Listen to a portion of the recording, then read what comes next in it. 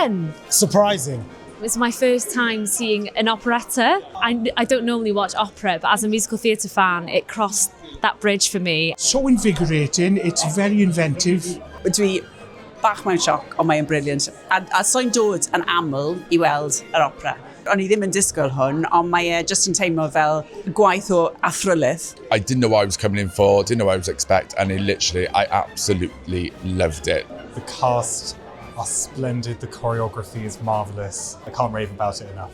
Enjoyed every single second. The voices were incredible. Ricky Iola was blow away marvellous. We love Reiki. She just completely holds the stage. The big famous aria from it is Glitter and Be Gay. You know, her aria was so characterful, funny, sexy, just absolutely brilliant. Such an applause. Like a massive standing ovation, like it got a big applause. Blew me away, literally coming at my seat. And walking backwards up this very steep stairs, I'm still delivering these notes. The blast of sound and music from the entire cast singing at the same time is just breathtaking.